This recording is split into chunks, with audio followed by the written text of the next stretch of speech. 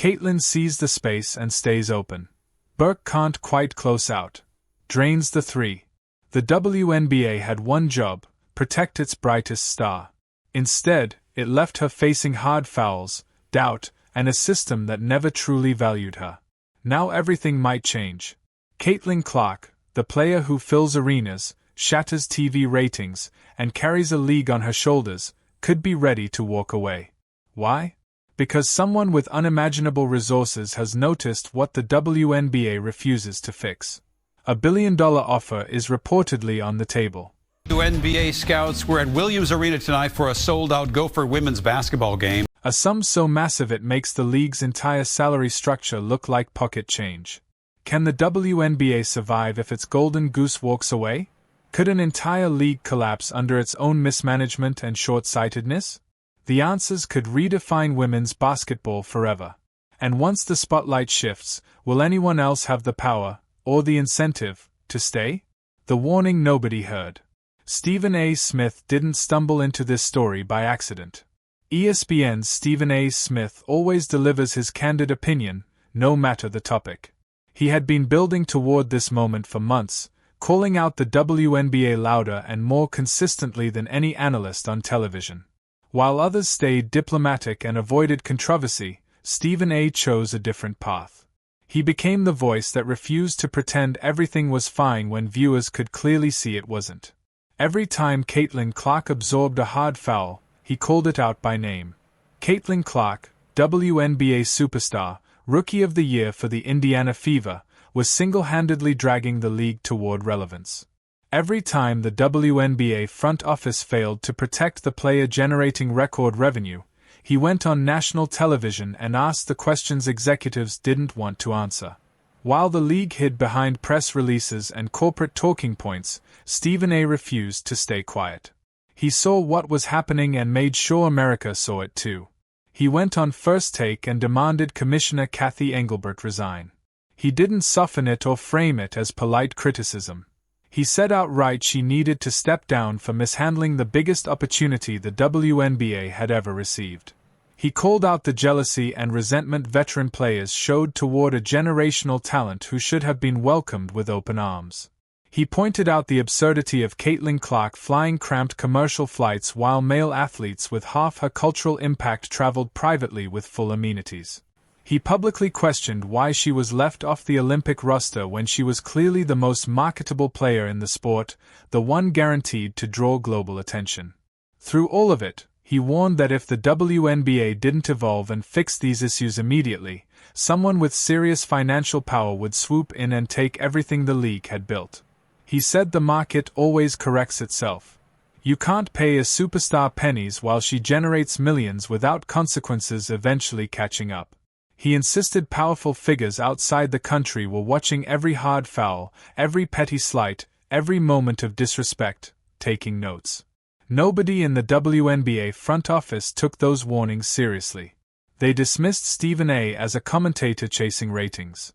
They assumed Caitlin Clark had nowhere else to go because women's basketball had never offered real alternatives. They believed their monopoly would protect them regardless of how players were treated. That confidence now looks catastrophically misplaced. I think the biggest thing is just confidence. Sometimes I feel closer to the basket than I really am, but the adrenaline kicks in and the crowd gets behind you. According to Stephen A.'s sources, the Saudi Public Investment Fund has identified Caitlin Clark and Sophie Cunningham as centerpieces of a new global basketball venture meant to compete directly with the WNBA. These conversations are no longer theoretical, they are happening right now in private meetings league executives can't access. The numbers being discussed make WNBA contracts look insulting, like deals no serious athlete would accept. And the league that spent an entire season allowing its biggest star to be physically targeted without consequences is now scrambling to stop a takeover it should have seen coming miles away. What makes Stephen A.'s words hit so hard isn't just the message, it's who's delivering it and what his track record says about his sources.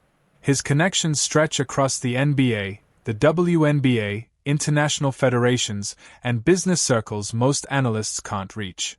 He breaks major stories before they go public because powerful people trust him with sensitive information, knowing he'll handle it responsibly. When he spoke about the alleged billion-dollar deal involving Caitlin Clark and Sophie Cunningham, his tone was calm but locked in, like someone who had already seen the paperwork sitting on a desk somewhere. Like someone who already knew how this story ends. He told the league straight up, if they didn't protect their golden goose, someone else would show up and buy the entire farm out from under them. Now it looks like that transaction is already in motion, and the WNBA is about to learn what happens when you ignore warnings from people who actually understand the business. People always ask me, do I get more nervous for this or basketball? It's this, and it's not even close. I don't really worry about basketball too much. How leverage works in professional sports. The offer that changes everything. To understand why this rumor has the WNBA front office in full panic mode, you have to look at the staggering numbers, and what they reveal about how badly the league has undervalued its most important asset. Caitlin Clark currently earns under $100,000 on her rookie contract. That is not a typo. The player who turned women's basketball into must-see television. The athlete who filled arenas that sat half-empty for years. The superstar whose games now pull ratings that rival some men's professional broadcasts. Earns less annually than many entry-level corporate salaries. Even when sponsorships and endorsements are added, her total income still doesn't come close to matching the revenue she generates every time she steps on the court. Consider what happens whenever Caitlin Clark plays. Caitlin Clark last played for Indiana against New York, and now she takes it off the glass and has a chance for a three-point play. Every arena she visits sells out, often within minutes of tickets going live. Every game she appears in sends television ratings up by double-digit percentages compared to games without her. Every piece of merchandise tied to her name, jerseys, posters, branded gear, disappears from shelves so fast retailers can't keep up with demand.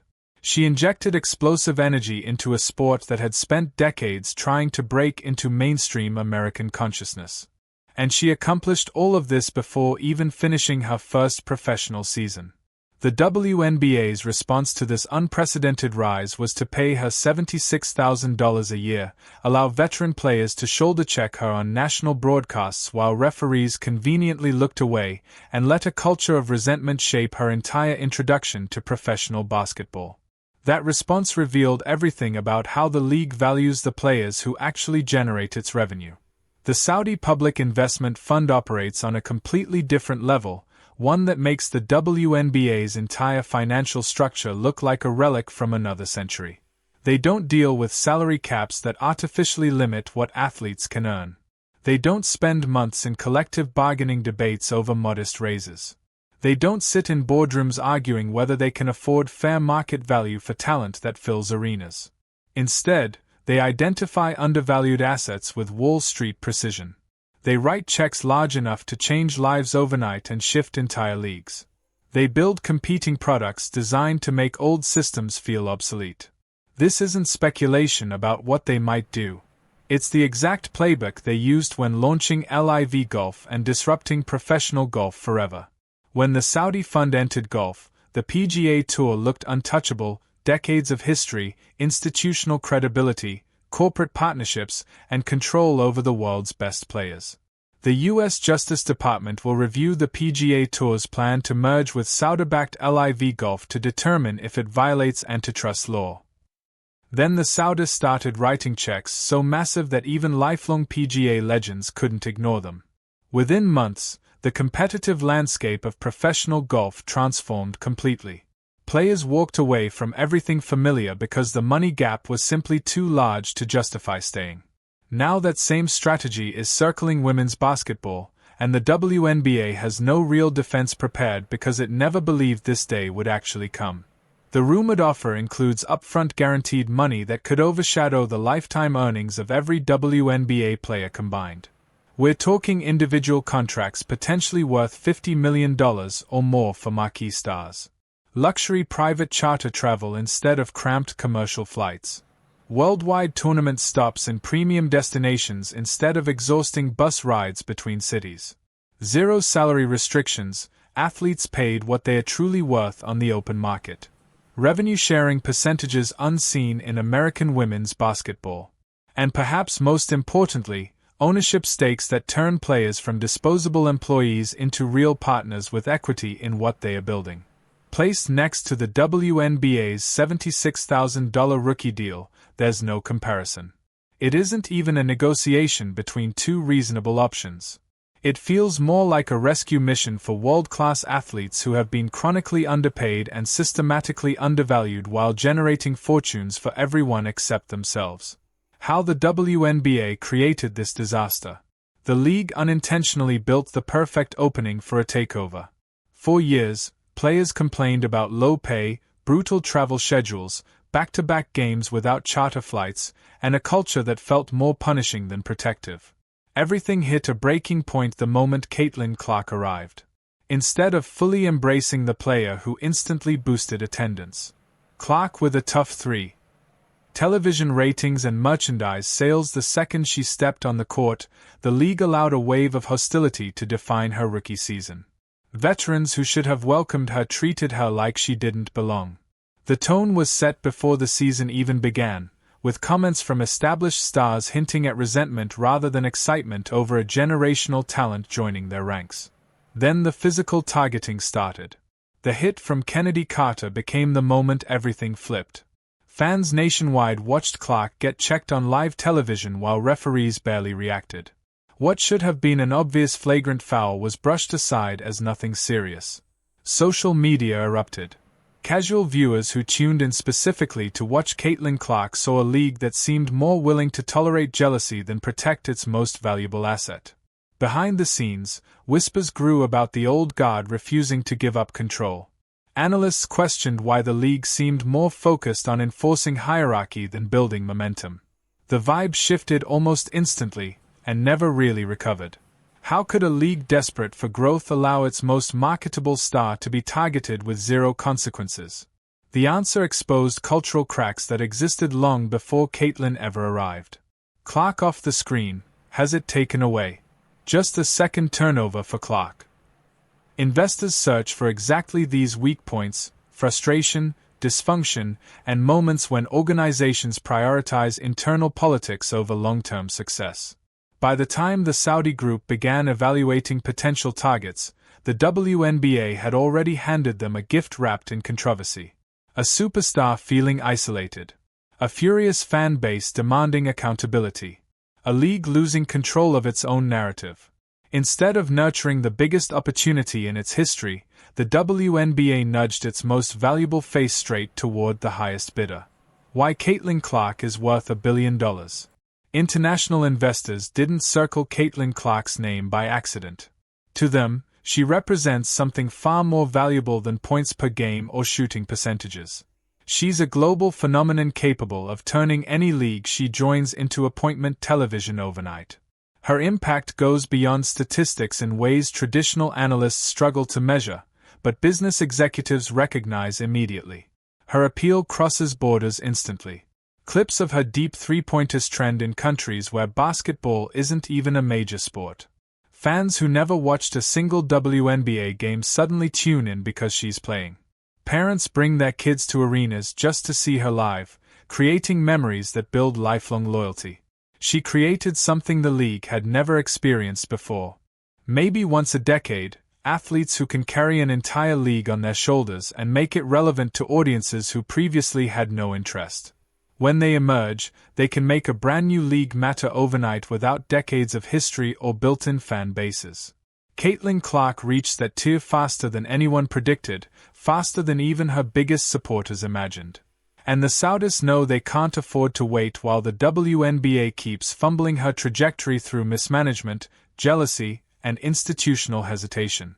If they want a billion-dollar venture that dominates global sports media, they need a centerpiece who commands worldwide attention from day one without years of marketing build-up. Caitlin Clark is that centerpiece. Losing her wouldn't mean losing one talented athlete, it would mean losing the entire growth engine the WNBA relies on to negotiate future television deals and prove to skeptical networks that women's basketball deserves premium investment. Caitlin Clark, you'll see why I'm saying that. Let's start late in the first quarter. Sophie Cunningham's inclusion confused people who only look at box scores. But anyone who understands branding, marketing, or how modern sports actually works knew exactly why she was in the conversation. Sophie isn't just a role player, she built a real identity that stretches far beyond the court. She pushes back though, Ramona. Yeah, some of that is just hazing. Some of that is exactly what Obi said. She has charisma, personality, and an edge fans connect with immediately. Her social media engagement rivals players with far bigger stat lines. International investors don't select stars based only on scoring averages, they pick personalities who spark conversations, stir reactions, and pull in viewers who normally wouldn't watch. Sophie Cunningham fits that profile perfectly.